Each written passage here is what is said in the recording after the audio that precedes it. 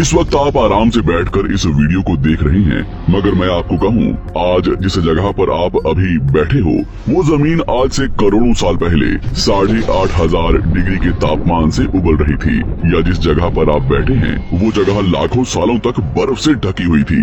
ये दोनों बातें सच हैं। इस 15 मिनट की वीडियो के अंदर आप पृथ्वी के 450 करोड़ साल के सफर को देखने वाले हैं। जिस जगह आज हमारा सौरमंडल है, वहाँ विभिन्न प्रकार की गैस और धूल के बादल हुआ करते थे। वैज्ञानिकों के मुताबिक इन धूल के बादलों से दूर एक तारा हुआ करता था। वक्त के साथ साथ उस तारे की ऊर्जा कम होने लगी, जिसके कारण उसके अंदर एक विशाल विस्फोट हुआ। विस्फोट की वजह से अंतरिक्ष की ये धूल एक दूसरे से दबने लगी। इस दौरान बादलों में स्थित धूल के कण दबाव और गर्मी के कारण बड़े उल्कापिंड और पत्थरों में परिवर्तित हो चुके थे, और इसी दबाव की वजह से इन बादलों में स्थित रेडियो एक्टिव पदार्थ ने ग्रेविटी का निर्माण किया। इस ग्रेविटी के कारण बीच में हाइड्रोजन और हीलियम इकट्ठा होने लगे। बीच के इस भयंकर दबाव के कारण एक विशाल विस्फोट हुआ, और इसी विस्फोट के कारण हमारे सूरज का जन्म हुआ। अंतरिक्ष में फैले एस्ट्रॉयड यानी क्षुद्र ग्रहों में भारी वजन की वजह से सूरज के करीब आकर सूरज की परिक्रमा करने लगे। धीरे धीरे इन्हीं एस्ट्रॉयड में भारी टकराव हुआ, जिसके फलस्वरूप मरकरी, विनस, अर्थ और मार्स जैसे ग्रहों का निर्माण हुआ। वैज्ञानिकों के मुताबिक उस वक्त पृथ्वी और मार्स यानी मंगल ग्रह के बीच थिया नामक ग्रह सूरज की परिक्रमा किया करता था। पृथ्वी पर ग्रेविटी होने की वजह से सूरज की परिक्रमा करने वाले एस्ट्रॉयड अब पृथ्वी की परिक्रमा करने लगे, और धीरे धीरे करोड़ों सालों तक ये पृथ्वी पर गिरते रहे। और ऐसी घटना हमारे पड़ोसी ग्रह थिया पर भी हो रही थी, जिसके कारण थिया पृथ्वी के और करीब आने लगा और आकर पृथ्वी से टकराया। इस भयंकर टकराव की वजह से पृथ्वी के हिस्से कणों के रूप में अंतरिक्ष में फैल गए और एक रिंग्स की तरह पृथ्वी की परिक्रमा करने लगे। इन्हीं परिक्रमा करते हुए कणों में टकराव होने लगा, जिसके कारण हमारे चांद का निर्माण हुआ। उस वक्त पृथ्वी पर सिर्फ एक ही समुद्र हुआ करता था, और वो था 1900 डिग्री सेल्सियस की तापमान पर उबलते हुए लावे का। उबल रही थी वो सारी चीजें जिसे आज आप अलग अलग नाम से जानते हैं। वक्त के साथ साथ पृथ्वी धीरे धीरे ठंडी हो रही थी, जिसके कारण पृथ्वी के भारी तत्व जैसे धातु और रेडियो एक्टिव पदार्थ पृथ्वी के केंद्र में जाकर इकट्ठा हो गए, और हल्के पदार्थ पृथ्वी की सतह पर आ गए। लाखों सालों तक पृथ्वी पर उल्कापिंडों की बरसात हुई, और इन गिरते हुए उल्कापिंडों में जमा था नमक, मिनरल्स और पानी। करोड़ों सालों तक इन उल्कापिंडों की बरसात होती रही, और धीरे धीरे पृथ्वी की ऊपरी सतह पानी से ढकने लगी। वैज्ञानिकों के मुताबिक यही वो वक्त था जब दूर गहरे पानी के अंदर निकलते ज्वालामुखियों से पहली बार सूक्ष्म जीवों का निर्माण हुआ। लाखों सालों बाद एक वक्त ऐसा आया जब पृथ्वी की पूरी सतह पानी से ढक चुकी थी। हमारी पृथ्वी के सबसे अंदर का कोर रेडियो एक्टिव पदार्थ से बने होने की वजह से हरदम गर्म होता रहता है, लेकिन जब भी पृथ्वी की ऊपरी जमीन ठंडी हो जाती है, तब पृथ्वी के अंदर की गर्मी बाहर नहीं निकल पाती, जिसके कारण ज्वालामुखियों का निर्माण होता है। और उस वक्त कुछ ऐसा ही हुआ। पानी से ढकी हुई पृथ्वी पर हजारों की तादाद में ज्वालामुखी निकलने लगे, और आने वाले लाखों सालों तक इन ज्वालामुखियों का निकलना जारी रहा, जिससे पानी के ऊपर जमीन का निर्माण हो रहा था। इस वक्त भी पृथ्वी पर वातावरण न होने की वजह से अंतरिक्ष से उल्कापिंडों की बरसात हो रही थी। आज से लगभग 300 करोड़ साल पहले पृथ्वी पर ऐसा वक्त आया जब पृथ्वी का वातावरण लगभग स्थिर होने लगा था। ज्वालामुखी निकलने धीरे हो गए थे, और पृथ्वी का एक दिन 12 घंटे का हुआ करता था। साल बीतते गए, और धीरे धीरे ये सूक्ष्म जीव विकसित होते गए और समूह में रहने लगे। आज से लगभग 250 करोड़ साल पहले पहली बार पृथ्वी पर ऐसे जीवों का निर्माण हुआ जो जीने के लिए ये पानी के अंदर के मिनरल्स यानी खनिज पदार्थ और धूप का इस्तेमाल करते थे, और मल त्याग के रूप में ऑक्सीजन बाहर निकालते थे।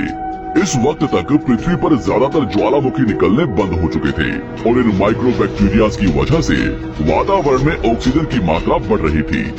वातावरण में ऑक्सीजन बढ़ने की वजह से पृथ्वी का वायुमंडल बनना शुरू हुआ, और आने वाले हजारों सालों तक वातावरण में ऑक्सीजन की मात्रा बढ़ती रही। जिसकी वजह से पृथ्वी के ज्यादातर हिस्सों में ये सूक्ष्म जीव फैल गए। हजारों सालों बाद एक वक्त ऐसा आया जब पृथ्वी में ज्यादा ऑक्सीजन बढ़ने के कारण ये सूक्ष्म जीव मरने शुरू हो गए। उस वक्त तक पृथ्वी का वातावरण ठंडा होने के साथ साथ ऑक्सीजन से भी भर चुका था, जिसके कारण जमीन और वातावरण में स्थित आयरन यानी लोहे के मिनरल्स पानी में स्थित ऑक्सीजन से रिएक्ट होने लगे। और एक वक्त ऐसा आया जब पृथ्वी की जमीन आज के मार्स के जैसे लाल हो चुकी थी। वक्त बीतने के साथ साथ धरती की टेक्टोनिक प्लेट्स में दरार होने लगी, जिसके कारण पृथ्वी के अंदर का लावा जमीन की तरह कई लाखों सालों तक खुला उबलता रहा। और यही वो कारण था जिसके कारण पृथ्वी के वातावरण में कार्बन डाइऑक्साइड की मात्रा बहुत बढ़ गई और पृथ्वी पर एसिड की वर्षा शुरू हो गई। एसिड रेन की वजह से पृथ्वी का तापमान घटने लगा और तापमान इतना घटा कि पृथ्वी के ऊपर स्थित पानी बर्फ में परिवर्तित होने लगा। पृथ्वी पर पहली बार भयंकर आइस एज आया। इस वक्त पूरी पृथ्वी सफेद बर्फ से ढक चुकी थी।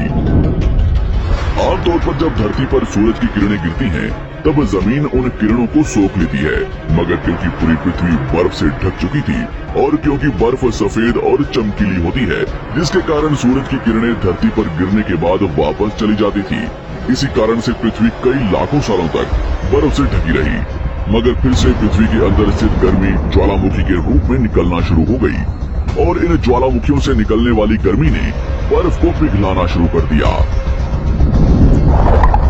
इसी बीच पृथ्वी की गहराई में बचे कुछ सूक्ष्म जीव धीरे धीरे बदल रहे थे और अब वो ऑक्सीजन को अपने शरीर को बड़ा और जटिल बनाने के लिए इस्तेमाल करने लगे थे।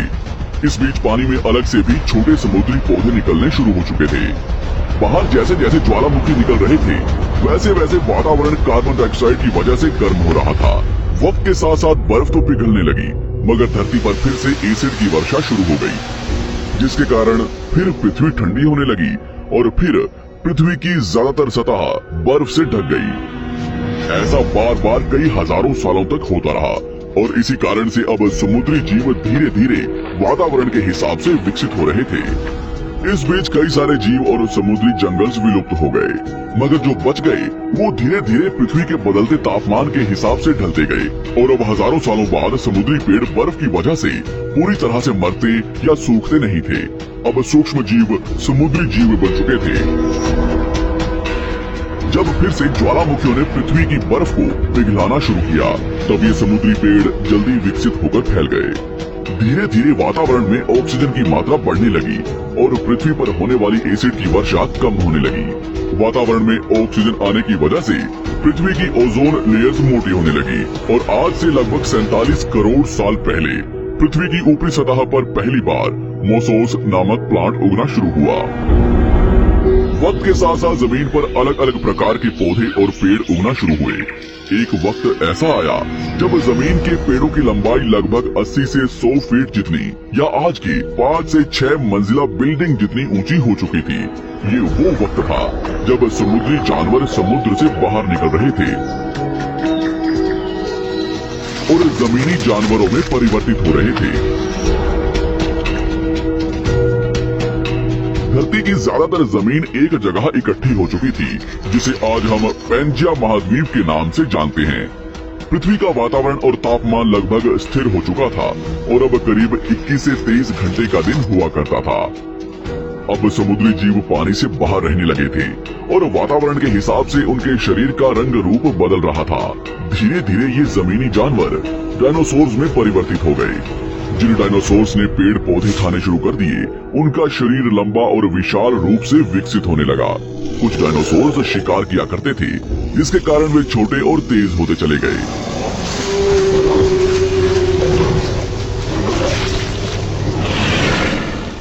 पृथ्वी की ऊपरी जमीन एक जगह इकट्ठी होने के कारण ज्यादातर जमीन रेगिस्तान और बंजर हो चुकी थी। ज्यादातर जंगल समुद्र के करीब हुआ करते थे, जिसमें डायनासोर्स रहा करते थे। आज से लगभग 20 करोड़ साल पहले पैंजिया महाद्वीप टूटना शुरू हो गया। पैंजिया के विभाजित होने की वजह से पृथ्वी की ज्यादातर ऊपरी जमीन पानी के संपर्क में आने लगी, जिसके फलस्वरूप पृथ्वी पर हरियाली बढ़ती गई, जिस वजह से डायनासोर्स और ज्यादा विभिन्न और विशाल होते चले गए। डायनासोर्स ने आने वाले लगभग 20 से 30 करोड़ सालों तक पृथ्वी पर राज किया। उस वक्त डायनासोर्स समुद्र से लेकर जमीन और आसमान तक पूरी पृथ्वी पर राज किया करते थे।